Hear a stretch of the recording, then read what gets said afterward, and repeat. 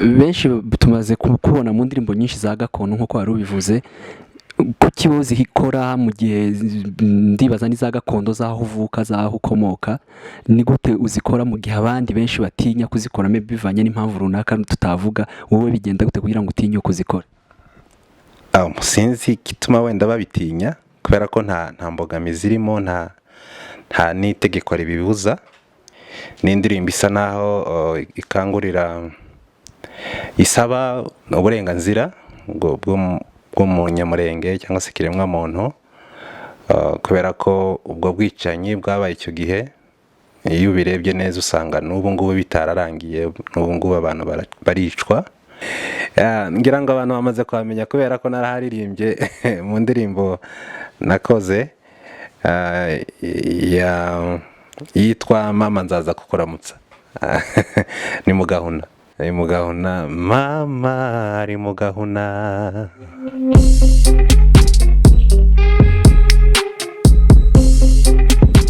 Katubasuza inshuti za The Voice, tukomeza kubaramutsa aho muherereye hose, tubashimira ku bufatanye mugenda mutwereka buri munsi. Uyu munsi rero nk'uko mubibona twasuye n'umuproducer ukomeye ukora indirimbo benshi muzi, ni n'umuririmbyi, ni umuhanzi. Kadutangira bibwira wenyine muragenda mumumenya. Murakoze cyane, nitwa Munyakuri, ndaje Prosper. Nk'uko mwari maze kubivuga, ndi umuproducer, ndi umutoza, ndi n'umuririmbyi. Mbese nubwo mbivuze ari byinshi ataza kumva ngo wenda ko nkora byose, ariko ni akazi kamwe k'umuziki, ni umunyamuziki kwa. Production, ubuhanzi, byose wifatanya gute? Nari mbisobanuye ko ari ikintu kimwe, hari igihe abantu bazumva ko ari ibintu byinshi, ariko ni ikintu kimwe, ni imiziki. Hanyuma production wabyize ryari, watangiye kubikora ryari? Production nyimazemo igihe kigera ku myaka 10,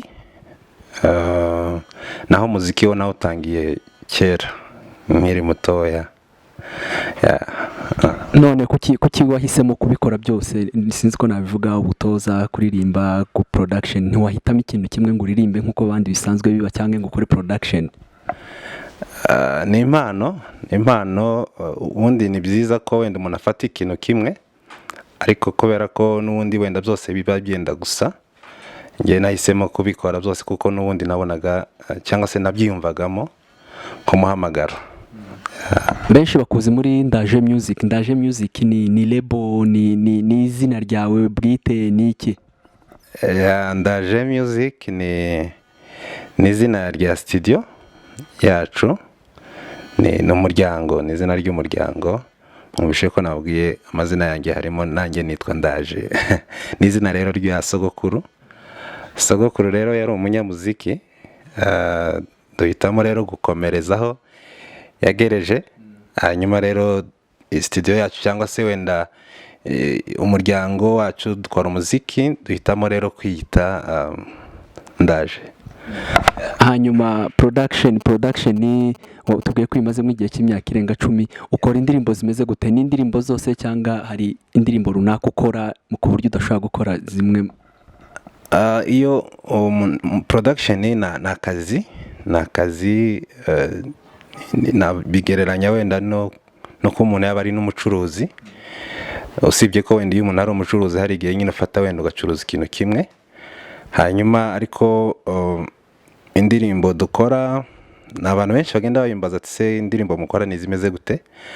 Njyewe rero indirimbo nkora ni indirimbo zifite ubutumwa bwigisha, bwaba ari ubutumwa nyine bw'ijambo ry'Imana, ari ndetse n'ubundi butumwa busanzwe bwo kwigisha abantu ibintu bitandukanye. Rero nta ndirimbo nimwe tutakora cyangwa se tudakora. Dukora indirimbo iyo ari yose ifite ubutumwa bwiza. None se nk'izi ndirimbo uzigezweho z'abasore muri iyi minsi baririmba ukumva zirimo amagambo atari meza, y'ibicego ibiki, ntabwo ushobora kuzikora wowe? Kubera ko ndi umutoza kandi ndi umwarimu, nigisha kuririmba, ndi n'umwanditsi. Iyo uje ngo tugukorere indirimbo cyangwa se dukorane indirimbo, tubanza kugira inama kuri iyo ndirimbo, kuri icyo gihangano cyawe, mbese indirimbo irimo ubutumwa bupfuye ntabwo tuyikora cyangwa se ntitwemera ko yajya hanze. Rero tubanza kuguha inama, wabyemera tukayikorana, kandi utabyemera ukajya ahandi wenda bashobora kugukorera ibyifuzo byawe. Ariko ntabwo twagukorera indirimbo irimo ubutumwa butari bwiza. Hanyuma wowe music yawe ukora music imeze gute? Wowe ni gospel, ni secular, ni gakondo, ni iki wowe izawe ukora wiyandikira? Ngewe izo niyandikira cyane ni gospel. Cyane ni gospel kuko wenda mujyamo mbona mu makorari, ariko muri iyi minsi natangije n'ikindi gikorwa cyo kuririmba n'indirimbo za gakondo ndetse n'izindi z'ubuzima busanzwe zo kwigisha, z'amahoro n'ibindi z'ubumwe.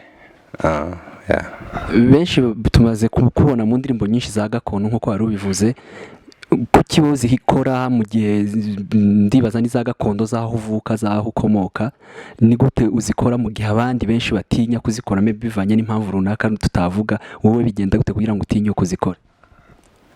Sinzi igituma wenda babitinya, kubera ko nta mbogamizi irimo, nta n'itegeko ribibuza, kubera ko gukora indirimbo z'umuco w'iwanyu ntabwo mbyumva nk'ikosa, ahubwo numva ari ishema.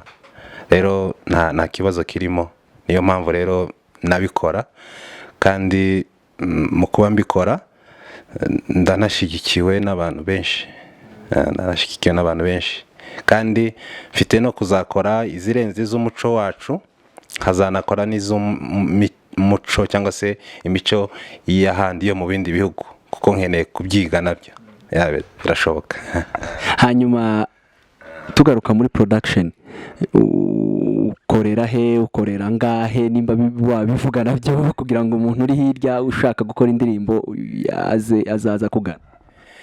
Aho dukorera ni hano i Gikondo, wenda turaza gutanga adresse neza ku bashobora kuba babyifuza, ariko ni hano i Gikondo. Abakunda kunsanga cyane hariya mu Isano, niho nkunda kuba ndi cyane, ariko muri iyi minsi nari ndimo nkorera mu rugo, ariko ni hano i Gikondo hose ndahabarizwa. Rero ikindi warubajije ni kijyanye n'amafaranga n'ubushobozi, biterwa n'akazi ushaka ko dukorana.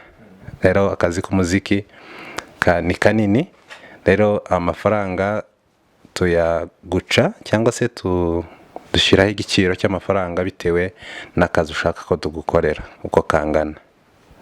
Hanyuma nk'umwana waba ufite impano yo kuririmba ariko udafite ubushobozi, birumvikana ko umwana nta bushobozi cyangwa ababyeyi be bafite kugira ngo bamukoreshereze indirimbo, hari basi promotion mutanga ukavuga ati umuntu umeze gutya na gutya turashobora kumufasha, maybe tukamukora for free, bimeze bite? Cyane biriya rero zimwe mu mpamvu zatumye wenda nshinga studio niyo irimo.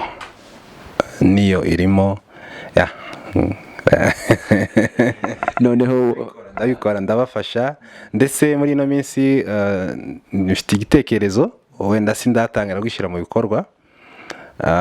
Mfite n'igitekerezo cyo kuzafasha abantu babana n'ubumuga bafite impano, cyane mu bijyanye na muzike, ndetse n'abatishoboye ariko bafite impano. Nuko. Hanyuma hari indirimbo uri gukora, ndibaza nayo dusanzwe uri gukora, ijyanye n'ibintu byo kwibuka byabereye nimba ari mu Gatumba, bimeze bite? Wayitubwiraho icyo ndirimbo?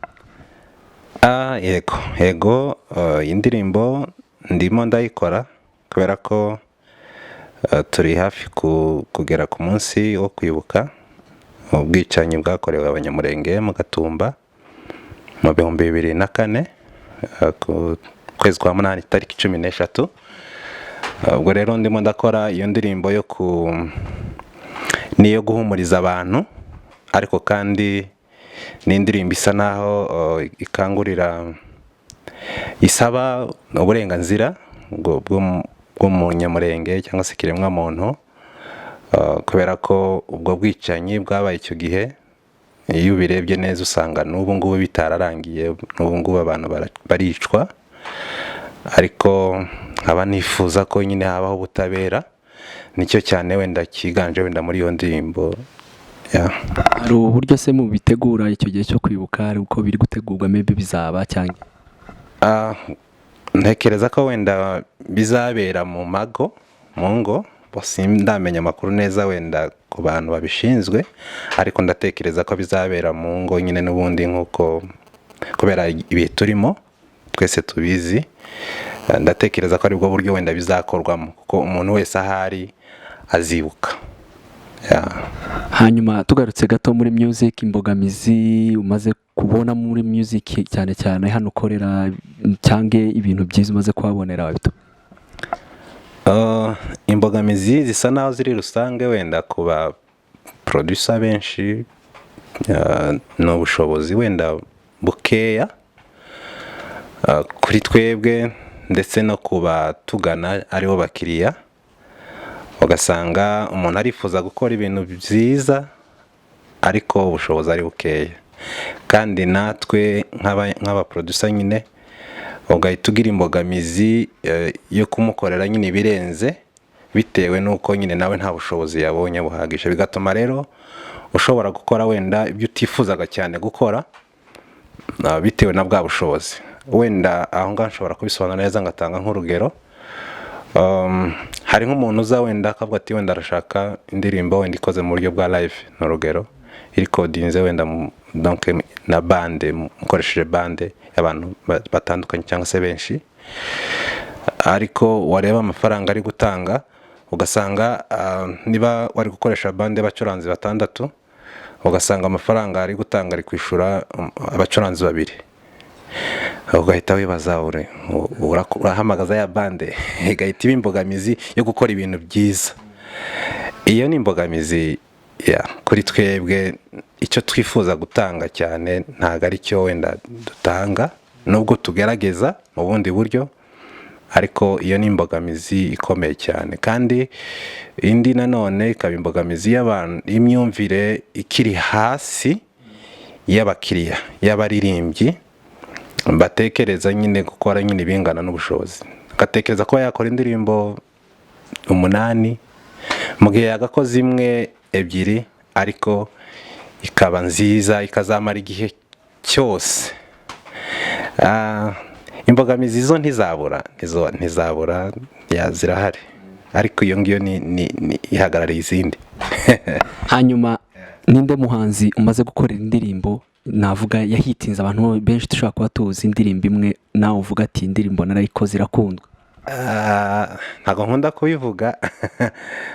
kubivuga, kuko wenda hari igihe nshobora no kubivuga wenda bigatera ishyari, kubera ko barahari benshi, wenda unyemerere wenda simbitangaza ubu nyine,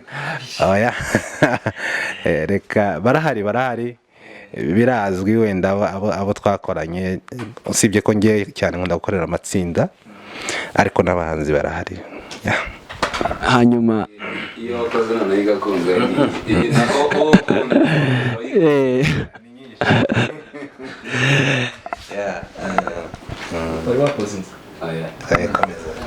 hanyuma hari awards wari wabona kuva watangira umwuga yaba muri production cyangwa mu kuririmba? Yes, twarayibonye, maze kwizibona 2. Zirahari tubwire. Zirahari. Imwe nsa naho nayiherewe muri korali Injili Bora, nyuma kubera mu indirimbo zayo, hanyuma indi nayo nayikoreye ngikorera muri studio yitwa BFT mu Isano. Nizo ngizo. Hanyuma ibintu by'umuco uririmba wigeze ubayo se, cyangwa ni ibintu nawe usoma nkatwe twese ukavuga ati byose nuko? Ruguru Imurenge niho navukiye, ndahakurira, nubaka urugo ariyo mba, mbese naje inama mu kizungu mu Rwanda, ndi umuntu mukuru. Urumva rero kuba wava ahantu warubatse urugo natekereza ko amakuru yaho we yafite yose, ndayazi yose. Wenda ibishobora kunsoba wenda ni bikeya, ariko mfite wenda uburyo ki nshobora kubibaza abasaza, ariko ibyinshi ndabizi kubera ko narahabaye, narahavukiye, narahakuriye. aho wavukiye ni he, bahita gute amazina yaho? ngira ngo abantu bamaze kuhamenya kubera ko naraharirimbye mu ndirimbo nakoze yitwa mama nzaza kukuramutsa. ni mu gahunda. ahise turirimbira akantu gatoya kuri iyo ndirimbo. Ari mu gahunda, mama ari mu gahunda. Yego. hanyuma bigenda gute iyo umuntu ku rugero ari muri Amerika akaba ashaka umukorera indirimbo uri hano kandi ukayikora bigakunda, bigenda gute? hari nk'umuntu utaba wumva ukuntu bishoboka? Birakunda. ubu ngubu ikoranabuhanga ryarabizoroheje, birakunda mu bihugu bitandukanye, kuko maze gukorana n'indirimbo n'ubu ngubu iyo musanze ndi gukora harimo indirimbo ya korali yo muri Malawi. urumva ko rero ari amakorali, ari abahanzi bari ahantu hatandukanye turabakorera. uburyo bigenda, kubera ko akenshi nababwiye ko mbere yuko dukorera umuntu indirimbo baza kuyumva, tukagira ibyo dukosora cyangwa se tukagira inama wenda dutanga, noneho tukabona gutanga uburenganzira bwo kugira ngo wenda bakore recording. hanyuma rero abo bari hirya tutari kumwe nabo batwoherereza sample y'indirimbo yabo ko bayisanzwe bayiririmba, noneho tukayumva hano muri studio, noneho tukagira ibyo duhinduramo, tukagira ibyo tubagiraho inama, twamara tugasa naho dukoze ishusho yuko twifuza ko bayiririmba, tukaboherereza. noneho twamara kuboherereza haba hariho na sample ya muzike, bo bagashaka undi muntu waho baherereye cyangwa se studio yaho baherereye akaba recordinga amajwi, ariko nabwo icyo gihe baba bari gukora recording tuba turi kubikurikirana, noneho hanyuma bakaririmba bakatwohereza amajwi kuri email, noneho tukabitunganya inanga tukabisoza n'ubundi tukabibohereza kuri email. hanyuma nk'umuntu nkanjye udafite ijwi ryiza ushaka kuririmba wamfasha iki? ijwi ryiza sinzi wenda ngo ni gute, ariko ijwi ryose ryoririmba. ntekereza ko wenda uko ndi kuvuga wenda kino kijwi gisa n'igisaraye kono, umuntu anyumvishe ntiyatekereza wenda ko naririmba, ariko ndagerageza nkaririmba. hanyuma rero iyo ufite ijwi wenda ritari ryiza nk'uko wari ubivuga, icy'ingenzi ni ubumenyi ku kintu, kuri muzike, naho ibindi by'ijwi wenda nabyo biza nyuma. ariko iyo ufite ubumenyi cyangwa se wenda n'umurongo uraririmba, ushobora kuririmba. hanyuma hari umuhanzi wari wagera hano bivanye n'uburyo adashoboye ikintu, wumva adashoboye, hari umuntu wari wasubiza ukamubwira ati oya wese nshobora gukorera? aricyo nshobora kumuha igihe cyo kongera kwitoza, ariko nta muntu twirukana, ahubwo tukugira inama. niba wari ufite kurikodinga uyu munsi tukakumva, hanyuma tukugira inama zo kutarikodinga uyu munsi ukazarikodinga ejo. hanyuma reka turangiza dushaka kubwira abakunzi ba Ndaje Music aho bashobora gusanga platform zawe icyo ukoresha. Ndaje Music rero dufite channel ya YouTube yitwa Ndaje Music, n'ubundi Facebook Ndaje Music, biriya byose bya Kenya, Instagram, izo zose. hanyuma na nimero ya telefone nayo byose biba biri aho ngaho kuza kuri ayo macano. rero email nayo ni Munyakuri Ndaje p@gmail. hanyuma turashaka kugira icyo dusabira abakunzi ba The Voice nabo. Abakunzi ba The Voice, ni ukubabwira ngo bakomeze bashyigikire The Voice ku bintu bitandukanye kandi byiza igenda ibagezaho. Bakore subscribe, bakore share, bakore like, bakore comments, bakore byose byiza nyine byatuma The Voice itera imbere. Kubera ko iyo mwafashe igihe nk'uku nguku ndatekereza ko mwakoresheje amafaranga, mikrofone n'amafaranga, ya kamera n'amafaranga n'ibindi byose, kandi mukeneye no kurya. Rero bakunzi ba The Voice rwose mugaragaze mushyigikire cyane, ndetse munashake n'inshuti. Niba uri inshuti ya The Voice, zana n'iyindi, biraba byiza, biratuma ibyo bifuza kutugezaho byose tuzagenda tubibona ndetse kurushaho. Tubashimire, murakoze cyane, kandi twizere ko utani tubakina tuzabona cyane. The Voice dufite na gahunda y'indirimbo, twizere ko utazaduhenda. Ntago nzabahenda ariko mwumvishije amakuru. Murakoze cyane.